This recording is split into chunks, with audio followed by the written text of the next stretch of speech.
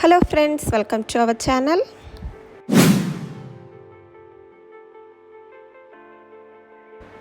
இன்னைக்கு இந்த வீடியோல மட்டன் சுக்கா எப்படி சிம்பிளா செய்யறது பார்க்கலாம். ரச சாதத்தோட இந்த மட்டன் சுக்காவும் சேர்த்து சாப்பிட்டீங்க அப்படினா டேஸ்ட் ரொம்ப நல்லா இருக்கும். கண்டிப்பா இத ட்ரை பண்ணி பாருங்க. வாங்க எப்படி செய்யறது பார்க்கலாம்.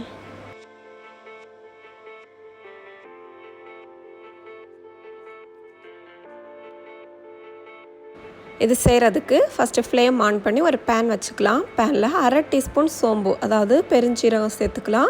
1/2 டீஸ்பூன் சீரகம், 1 டீஸ்பூன் மல்லி விதை, 1 டீஸ்பூன் மிளகு சேர்த்து நல்லா வாசனை வர்ற வரைக்கும் வறுத்து எடுத்துக்கலாம்.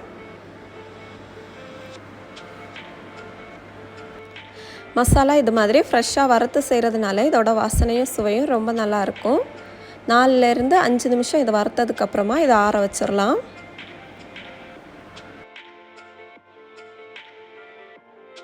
இப்போ நம்ம நல்லா கழுவி வச்சுருக்கிற மட்டனை ஒரு குக்கரில் சேர்த்துடலாம். அது கூட 1/2 டீஸ்பூன் மஞ்சத்தூள், 1 டீஸ்பூன் மிளகாத்தூள் சேர்த்துக்கிறேன். உங்கள் காரத்துக்கு ஏற்ற மாதிரி இன்னும் கொஞ்சம் கூட மிளகாத்தூள் சேர்த்துக்கோங்க. 1 டீஸ்பூன் காஷ்மீரி மிளகாத்தூள் சேர்த்து அது கூடவே நம்ம வறுத்து பொடி பண்ணி வச்சுருக்கிற அந்த மசாலா இருக்கு இல்லைங்களா, மிளகு, மல்லி, ஜீரகம், சோம்பு சேர்த்து வறுத்து வச்சு பொடி பண்ணி வச்சுருக்கிற அந்த மசாலாவும் சேர்த்து தேவையான அளவு உப்பு சேர்த்து குக்கர் மூடி போட்டு 3லேருந்து 4 விசில் வச்சு எடுத்துக்கோங்க. மட்டன் நல்லா வேகட்டும்.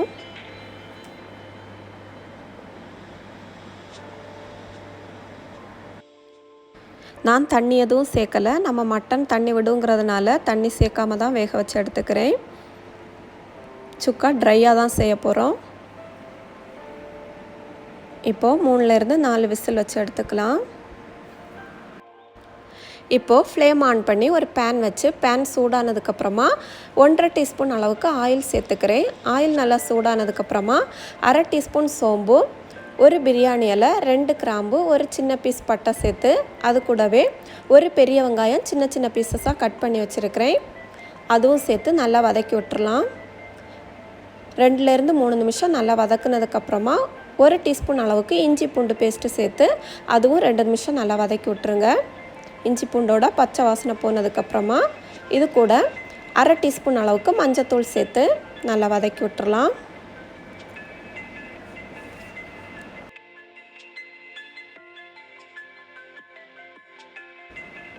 இப்போ இது கூட ஒரு தக்காளி கட் பண்ணி வச்சுருக்கிறேன். அதுவும் சேர்த்து நல்லா வதக்கி விட்டுறலாம்.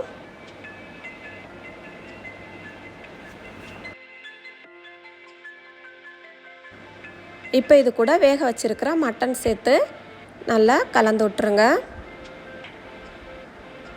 இந்த தண்ணி வத்துற வரைக்கும் வேக வச்சுக்கலாம். 10லேருந்து 15 நிமிஷம் நல்லா வேக வச்சு எடுத்தீங்க அப்படின்னா நம்மளோட மட்டன் சுக்கா அழகாக ரெடி ஆயிரும். சிம்பிளான மசாலா சேர்த்து செய்கிற இந்த மட்டன் சுக்காவோட டேஸ்ட்டு ரொம்ப நல்லாயிருக்கும்.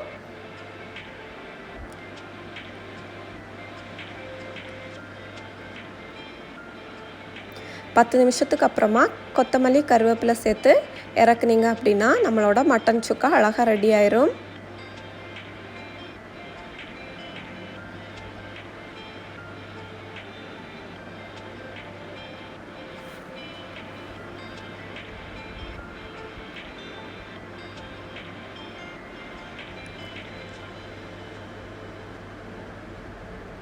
பாருங்கள், நம்ம மட்டன் சுக்கா அழகாக ட்ரை ஆயிடுச்சு.